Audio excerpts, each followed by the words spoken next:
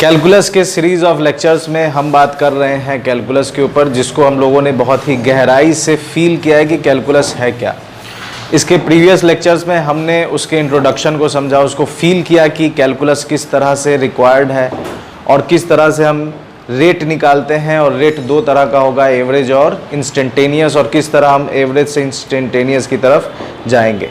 तो 3 लेक्चर्स हो चुके हैं, ये लेक्चर 4 है। और तीनों लेक्चर अगर आपने नहीं देखा है तो जितने भी लेक्चर्स हैं उन सारे लेक्चर्स का एक कंप्लीट प्लेलिस्ट बना है, जिसका लिंक आपको डिस्क्रिप्शन बॉक्स में मिल जाएगा या फिर यहाँ आई बटन पर मिल जाएगा, तो आप जाकर देख सकते हैं और अपने नॉलेज को बढ़ा सकते हैं। लास्ट हम लोगों ने जो बात किया था वो एक फॉर्मूला था, और बस वही एक फॉर्मूला है जिससे हम लोगों ने शुरुआत की है। वो फॉर्मूला था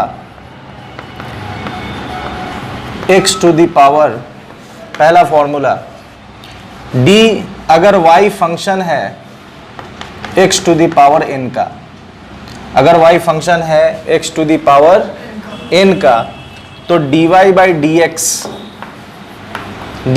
dx होगा d, और y की जगह क्या लिख देंगे, y की जगह लिख देंगे x to the power n by dx। तो dx to the power n by dx हो जाएगा n x to the power n minus 1। सबसे ज़्यादा यूज़ होने वाला फॉर्मूला ये है, फॉर्मूला नंबर 1। इस पर हम लोगों ने कुछ क्वेश्चंस किया था कि अगर मान लीजिए x टू द पावर 6 है, y बराबर x टू द पावर 6, और आपसे कहा जाए कि dy बाई dx निकालना है, तो y का वैल्यू कितना डाल देंगे, x to the power 6 upon dx। और ध्यान से देखें तो ये इस फॉर्मेट पर आ गया, n की जगह कितना है, 6 है, n की जगह 6 है, तो ये आ जाएगा इसमें, यहाँ इस पर तोड़ेंगे तो 6 x का पावर 6 माइनस 1, और ये आ जाएगा 6x टू द पावर 5। अब इसमें समझने वाली बात एक ये है कि अगर मान लीजिए कि if y is equal to दे दिया t to the power 5, y is equal to क्या दे दिया, t टू द पावर 5, तो इसका मतलब y किस पर डिपेंड कर रहा है, y किस पर डिपेंड कर रहा है, t पे। तो अब dy बाई dx निकालेंगे, dy बाई dx लिखेंगे, क्या लिखेंगे, dy बाई dt। गुड्स, यही आपको समझना है कि dy बाई dt, क्योंकि अब y किस पर डिपेंड कर रहा है, t पर। तो अब निकलेगा dy बाई dt, तो y का वैल्यू कितना है, 5।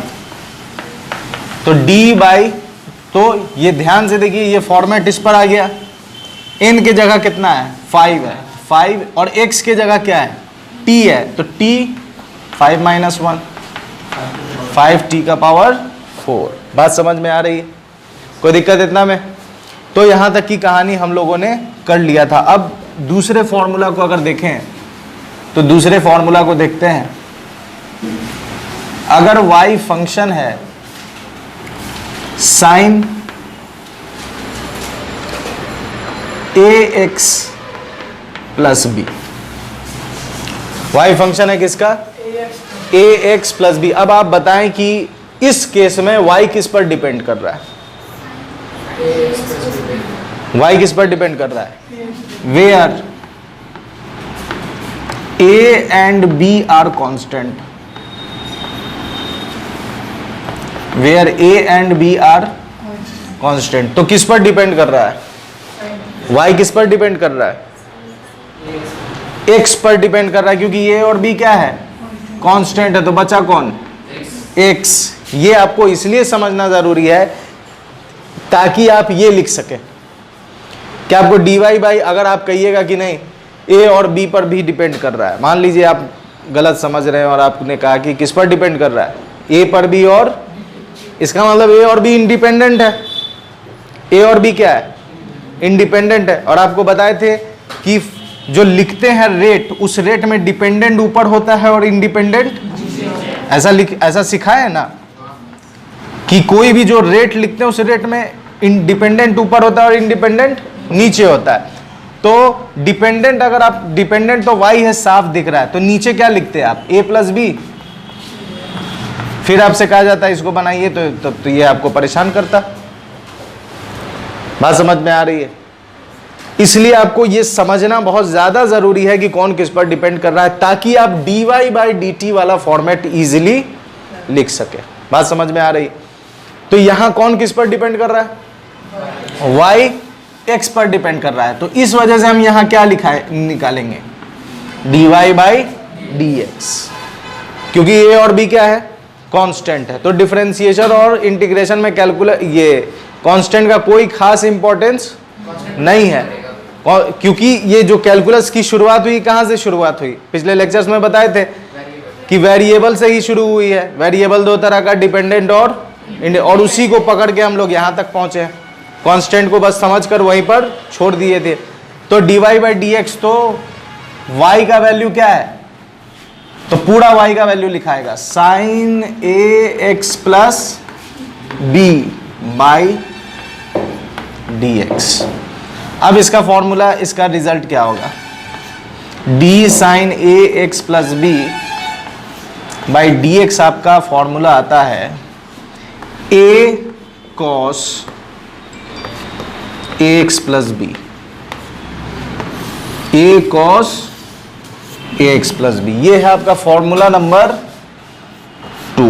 ये आपका फॉर्मूला नंबर कितना है? 2 है। d sine a x plus b बराबर क्या आएगा? a cos a x plus b. बात समझ में आ रही? अब आगे चलते हैं। इधर वाला तो कल बता चुके हैं, इसलिए इसको मिटा देते हैं और इस पर आगे कहानी देखते हैं।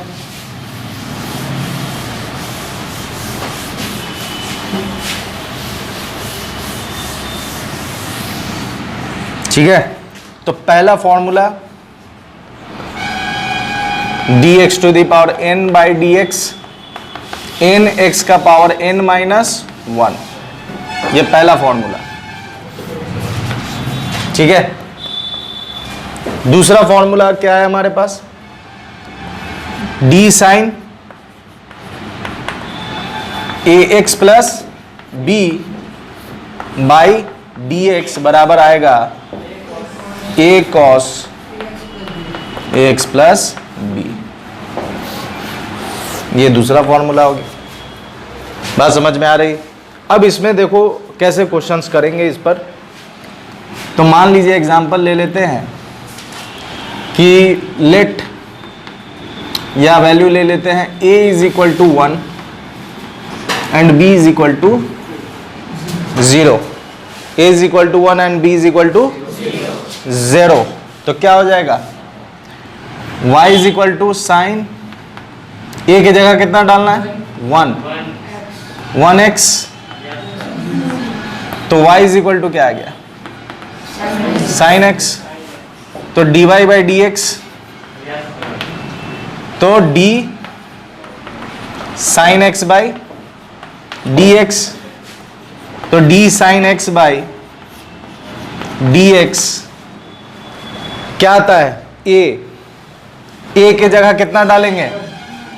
1 cos, फिर a की जगह कितना? 1x plus 0। तो क्या आ गया? पूरा वैल्यू डायरेक्ट cos x आया। इसका मतलब कि d sine x by d x बराबर क्या है? cos x। याद रखिए, ये सिंपल फॉर्मूला है जो आपके बुक में दिया रहता है या फॉर्मूला की जगह पर दिया रहता है। ये सिंपल है, लेकिन इसका ओरिजिनल फॉर्मेट कौन है? ये ओरिजिनल फॉर्मेट ये आप कोई भी मैथ्स का बुक उठाइएगा, ये दिया रहेगा आपको। लेकिन ये सिंप्लीफाइड है, ये एक स्पेशल कंडीशन है और काम यही देगा। हालांकि वो और भी जगह काम देगा, जैसे अभी और एक एग्जांपल कराएंगे तो आपको समझ में आएगा। लेकिन ये जो है, ये क्या है? Simplified form. किसका? इसका। बात समझ में आ रही? तो इससे हमको एक और फॉर्मूला मिल जाता है, तीसरा number, d sine x by d x is equal to क्या चीज? cos x। बात समझ में आ रही? एक और एग्जांपल ले लीजिए, मान लेते हैं कि दिया हुआ है आपको y is equal to sine 5x। कैसे बनाइएगा? Sign 5x। तो आपको पहले पहचानना पड़ेगा। यहां कंपेयर कीजिए, x के जगह x है, a के जगह कितना है? 5।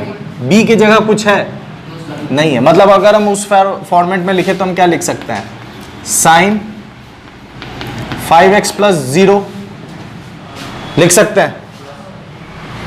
अब तो dy बाई डी एक्स क्या हो जाएगा, इसका क्या होता है, वहां लिखें a cos ax plus b, तो a का वैल्यू कितना है 5 cos 5x और b कितना है 0, आ गया आंसर।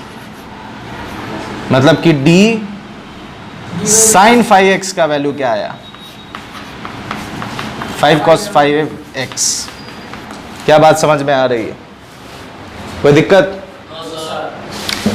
एक और एग्जांपल आप लोग खुद बनाकर बताओ हमको, sin 8x बताओ कितना होगा sin 8x का, 8 cos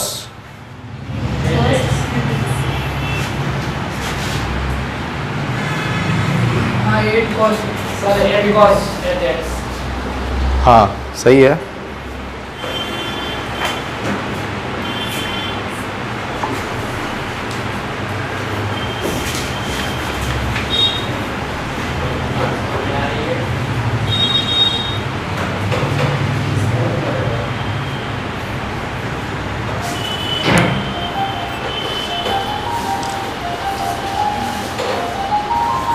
राज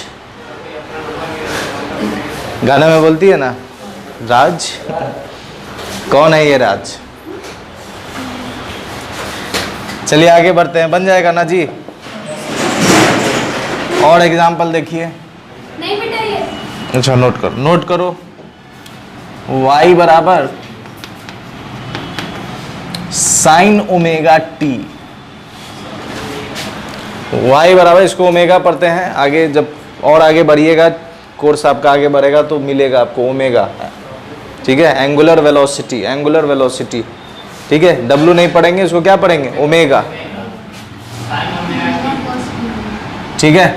अब सबसे पहले x पे तो आपको आसानी से समझ में आ रहा था। अब हमको ये बताओ कि कौन किस पर डिपेंड कर रहा है, y किस पर डिपेंड कर रहा है, t पर, y किस पर डिपेंड कर रहा है, t पर। तो आप क्या निकालिएगा, dy बाई dt, बात समझ में आई। y किस पर डिपेंड कर रहा है, t पर, तो क्या निकालिएगा, dy बाई dt। तो dy बाई dt जब निकालिएगा तो ध्यान से अब उसको कंपेयर कीजिए, a के जगह क्या है ओमेगा और x के जगह t है, b के जगह क्या है 0, तो इस पर बैठा दो, उस पर कितना आ जाएगा, ये a के जगह क्या है ओमेगा, तो ओमेगा कॉस ओमेगा टी, बात खत्म, आंसर। बात समझ में आ रही है, दिमाग भी जा रही है। चलिए अगला क्वेश्चन एक और देख लो, y is equal to sine 80, बताओ क्या हो जाएगा ये,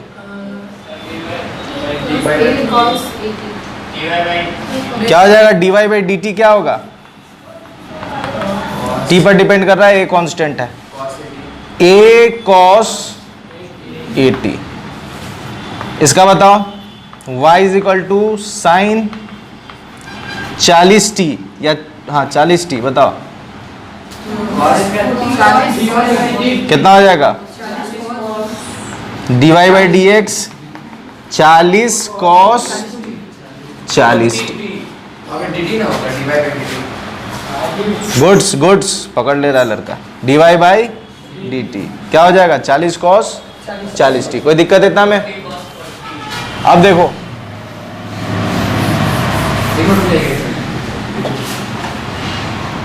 y is equal to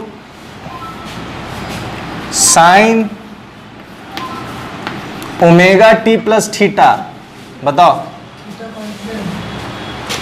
y बराबर sine omega t plus theta, a के जगह क्या है, a के जगह क्या है ओमेगा है, और थीटा के b के जगह क्या है थीटा है, तो dy बाई डी एक्स क्या होगा ओमेगा कॉस बात समझ में आई?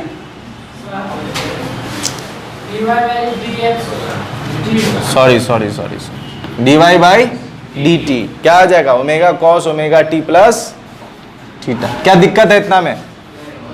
तीन फॉर्मूला हो गया। चलिए इसको नोट कीजिए, फिर मिटाते हैं। इधर वाला मिटा दें। अच्छा ये मिटा देना।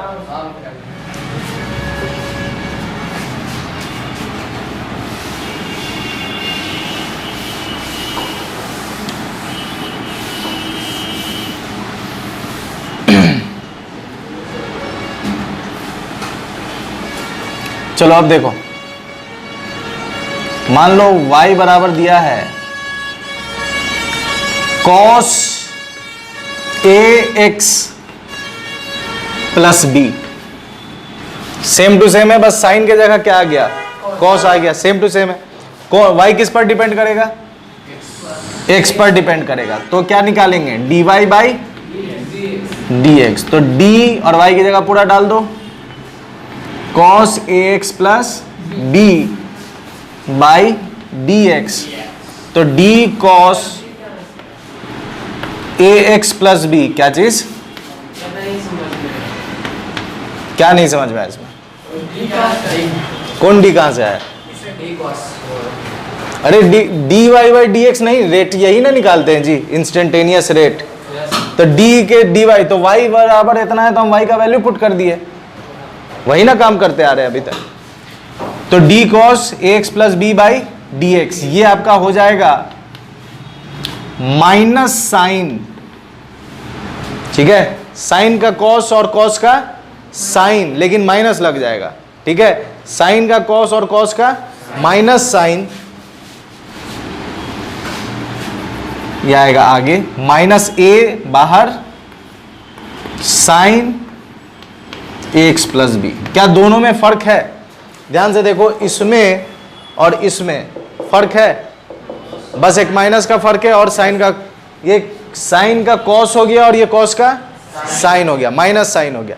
बात बाकी ये इसमें भी आगे लिख रहे हैं और ये इसमें भी आगे लिख रहे हैं। तो ये एक स्टैंडर्ड फॉर्म है। बात समझ में आ रही? अब जैसे हम इस फॉर्मेट से साइन का फॉर्मूला सिंप्लीफाइड करके निकालें, उसी तरह इससे भी हम किसका निकाल लेंगे? कॉस का, जो आपके बुक में दिया रहता है। बात समझ में आ रही है? तो ये आ गया। अभी कैसे निकलेगा? तो पुट, मान लो कि a के जगह कितना मान लें? 1, और b की जगह कितना मान लें? 0। तो ये क्या बन जाएगा? ये क्या बन जाएगा? d cos x हो जाएगा बाई dx बराबर, इसमें पुट करो, माइनस a की जगह कितना डालना है? 1, माइनस साइन x आ जाएगा। क्या बात समझ में आ रही है? कोई दिक्कत इतना में? चलो तो इधर का मिटा के इस फॉर्मूला को भी लिख लेते। इधर का हो गया है ना? ये नहीं हुआ साइन एट एक्स, ये सब ये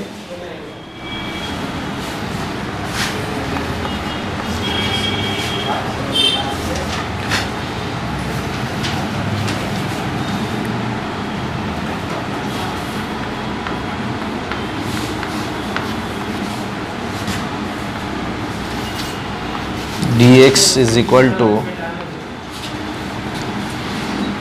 माइनस ए साइन, ये मिटा दे रहे हैं, ये मिटा दें, ये लिखो जल्दी ताकि फॉर्मूला इधर लिखना है।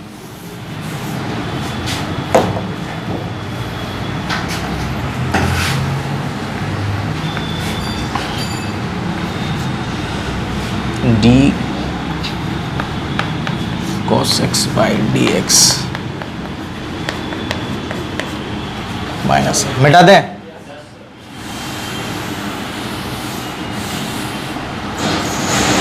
यह आ जाएगा minus a sign a x plus b. ये फॉर्मूला नंबर कितना हो गया? 5 फॉर्मूला हो गया। ठीक है, अब इस पे आप क्वेश्चन बना सकते हैं। और ये मिटा दें।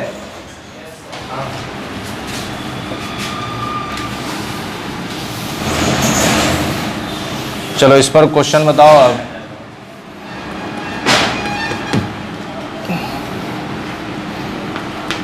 cos 5x बताओ तो कितना होगा, y बराबर cos 5x, तो dy बाई डी एक्स कितना हो जाएगा, cos 5x minus 5 sin 5x। क्या वही चीज है, बस आपको क्या लगाना आगे, माइनस लगाना। बात समझ में आ रही है, वही चीज है। दूसरा बताओ,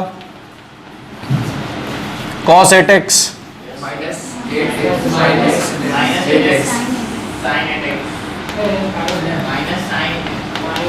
माइनस 8x, कोई दिक्कत।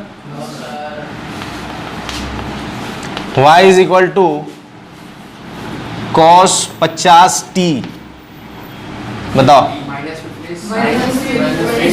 पहले क्या निकलेगा, dy by d x, dy by d x निकलेगा, dt क्या निकलेगा, dt, dy बाई dt कितना आ जाएगा, माइनस 50 साइन 50t। कोई दिक्कत इतना में, इधर का मिटा दें। और एग्जांपल देखो, y is equal to cos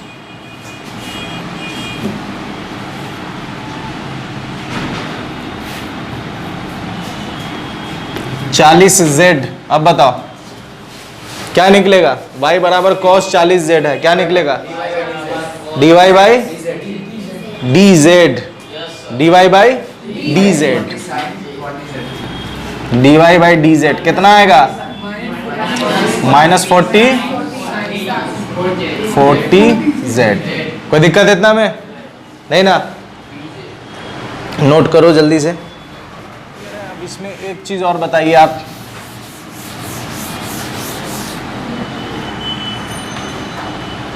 मान लो दिया हुआ है example x is equal to cos omega t, क्या निकालेंगे, रेट क्या निकलेगा, इंस्टेंटेनियस रेट क्या निकलेगा बताओ तो, क्या निकलेगा, क्या निकलेगा, क्या निकलेगा, क्या निकलेगा, dx by dt, dx by dt। ये पकड़ने में आ गया ना कि किस कौन अपॉन क्या लिखना है, ये पकड़ में आ रहा है ना, कौन अपॉन क्या लिखना है, dx बाई dt। तो बताओ क्या लिखेंगे, बताओ तो, minus omega sine omega t। कोई दिक्कत इतना में। मान लो अगला example, x is equal to दे दिया, या मान लो z इज इक्वल टू दे दिया cos omega t plus theta. अब बताइए क्या लिखाएगा, क्या लिखाएगा, dz by dt, dz by dt क्या हो जाएगा बताओ, minus omega sine omega t plus theta. कोई दिक्कत इतना में, बात समझ में आ रही किस तरह से हो, इसको नोट करो, इधर का मिटा रहे हैं।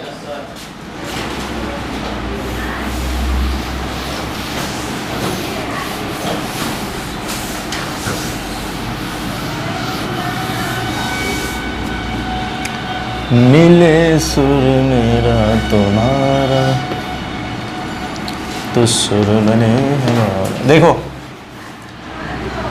y is equal to e to the power ax, y बराबर e to the power ax। कौन किस पर डिपेंड कर रहा है, y x पर, y किस पर, x पर। तो ये लिखाएगा dy by dx is equal to a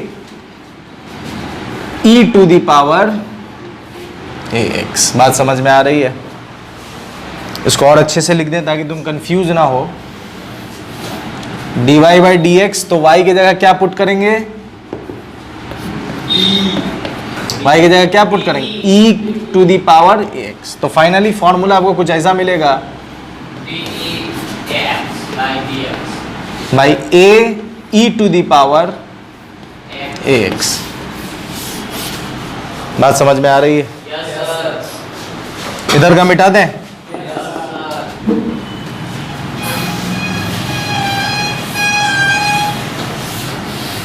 चलो तो अगला फॉर्मूला नंबर कितना है? 6 है 5 6 d e to the power ax क्या हुआ बता रहे हैं फिर से, इसको क्या लिखेंगे? a e to the power ax। ठीक है, मान लो कि दिया हुआ है e के टर्म में, बेस उसका क्या है? इसको अच्छा कोई भी चीज ऐसा लिखा रहता है तो इसको बेस बोलते हैं, इसको पावर बोलते हैं। तो बेस के फॉर्म में दिया मतलब पावर फंक्शन कि कौन सा फंक्शन है? पावर फंक्शन है। अगर पावर के टर्म में दिया हुआ है, ठीक है, पावर के टर्म में दिया हुआ है e to the power 2x, ठीक है, y बराबर क्या दे दिया? e to the power 2x। तो इसको अगर आपसे कहा जाए कि इसका रेट निकालिए dy बाई डी एक्स, तो a के जगह कितना है? 2 है, बस लिख देंगे 2 e to the power 2x। यही इसका क्या हो गया? आंसर हो गया। बात समझ में आ रही है? ये इसका क्या हो गया?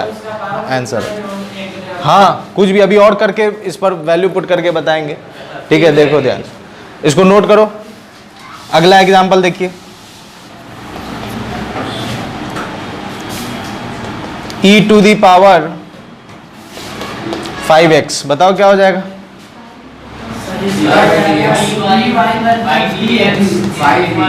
5e का पावर, बस जो पावर है उसका लिख देना है इधर। बात समझ में आ रही? ये बताओ इसका। हाँ, सी नहीं है, ई है। ई का पावर, कोई दिक्कत? ये बताओ,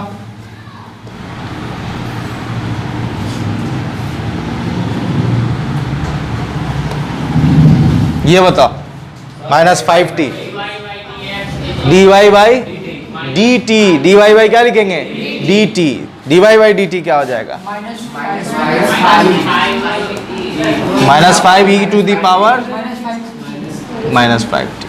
कोई दिक्कत इतना में? क्लियर हुआ? नोट करो इसको भी। एक और एग्जांपल देखो, y बराबर e to the power x, इसका dy बाई dx क्या होगा?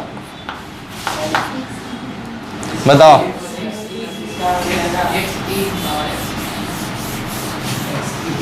बताओ क्या होगा? क्या होगा? क्या लिखेंगे? 1e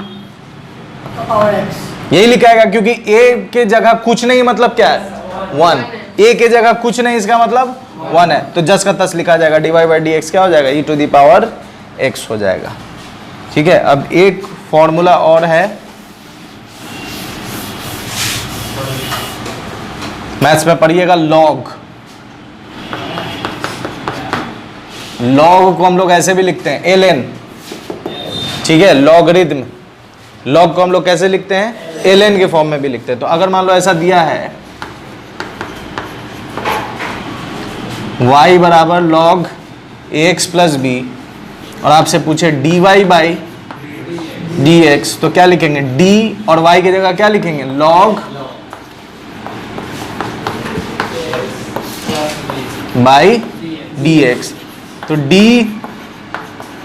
ax plus b by dx होता है आपका a बाई ax प्लस b।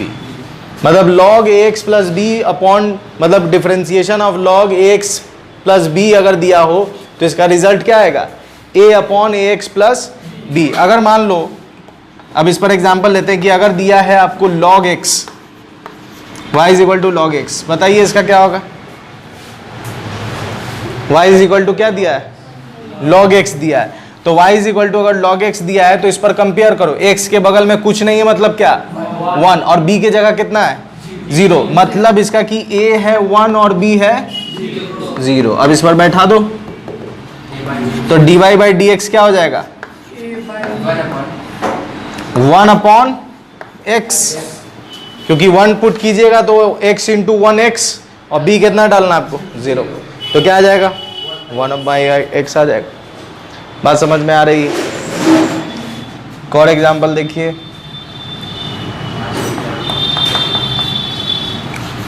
मान लो दिया y बराबर log 2t प्लस 5, बताओ क्या होगा इसका? 2t प्लस 5 क्या हो जाएगा? dy by dt is equal to क्या हो जाएगा? a के जगह कितना है 2 बाई 2t प्लस, बात समझ में आ रही है? कोई दिक्कत इतना में? इसको भी नोट कर लो, इधर का मिटा दे रहे हैं ये x वाला।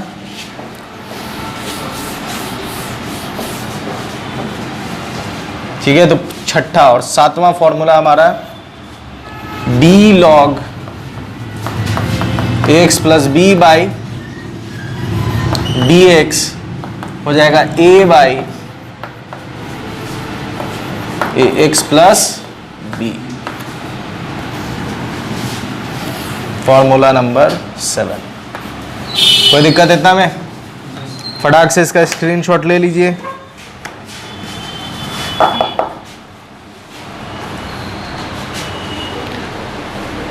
ले लिए स्क्रीनशॉट? ठीक है, तो ये कुछ फॉर्मूलाज है जो हम लोगों ने इस लेक्चर में कंप्लीट किए। इसके नेक्स्ट लेक्चर में हम लोग बात करेंगे प्रॉपर्टीज ऑफ डिफरेंशिएशन, जिसमें पढ़ेंगे कि कांस्टेंट आएगा तब क्या करना है, प्रोडक्ट रूल क्या होगा, अगर डिवीजन फॉर्म आएगा तब क्या करना है। तो ये सारा टॉपिक इसके नेक्स्ट लेक्चर में डिस्कस किया गया है, जो यहाँ डिस्प्ले हो रहा है, तो आप जाकर देख सकते हैं और अपने नॉलेज को बढ़ा सकते हैं। मेरे साथ बने रहने के लिए बहुत बहुत शुक्रिया। अपना ख्याल रखें। गुड बाय एंड खुदा हाफिज़।